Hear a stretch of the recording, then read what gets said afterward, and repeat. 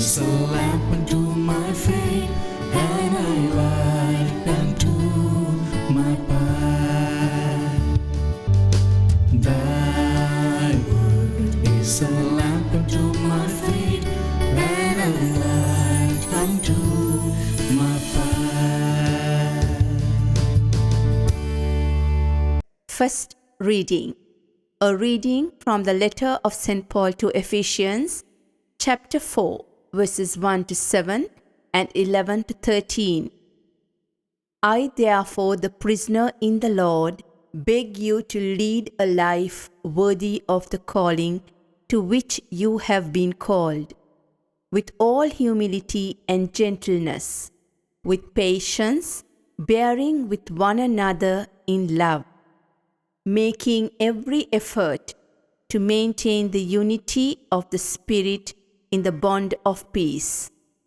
There is one body and one Spirit, just as you were called to the one hope of your calling, one Lord, one faith, one baptism, one God and Father of all, who is above all and through all and in all.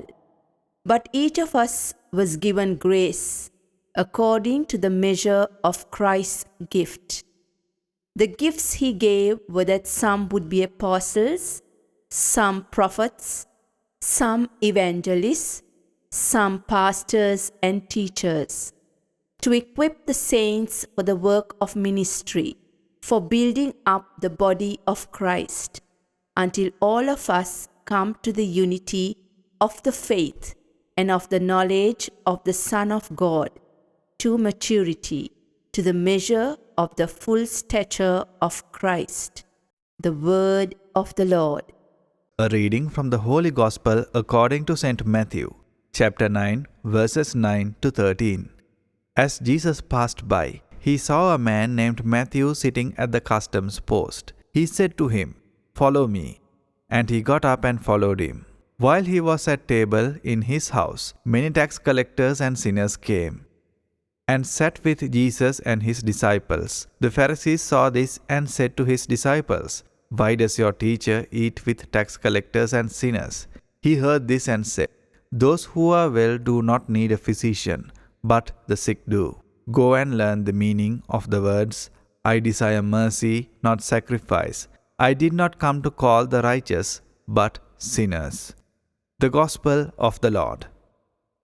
My dear brothers and sisters in Jesus Christ, in today's Gospel, Jesus very clearly says the very purpose of his arrival to this world.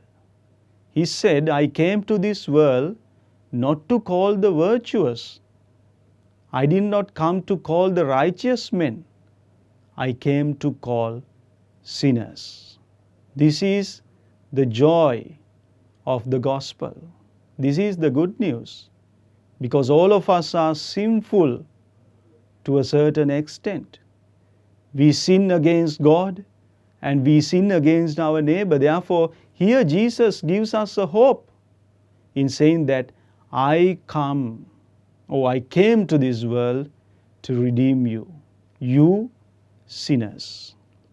My dear brothers and sisters in Jesus Christ, therefore, we have a God who comes in looking for us, who comes to save us from the greatest slavery of sin. He is ready to save us, just as he saved the greatest sinners in his world, who were living in his land, just like Zacchaeus, Mary of Magdala, and St. Matthew. Dear friends in Jesus Christ, today the Holy Catholic Church celebrates the feast of St. Matthew, the apostle and the evangelist. His original name was Levi, but after becoming a follower of Christ, his name was changed into Matthew, which means a gift of God. Indeed, he became a gift of God, thanks to the mercy and the love of Jesus. Having experienced the love and mercy of Jesus, he became an apostle and he preached the good news to the multitude of people, And he wrote this beautiful gospel, the gospel of St. Matthew, in illumining the hearts and minds of thousands and thousands of people. And still up to today, so many people are inspired by this gospel. See the radical transformation that was done by Jesus in the life of St. Matthew. Even when we look at other saints like St. Augustine, we see how Jesus transformed into a different person, totally different person, from a sinful person to a saint. And that is why this saint, St. Augustine, once stated that every saint had a sinful past and every sinner has a future. I think that statement is valid for us as well. One day we want to become a saint. On that day we would be able to say, we were sinners, we had a sinful past, but God made us saints.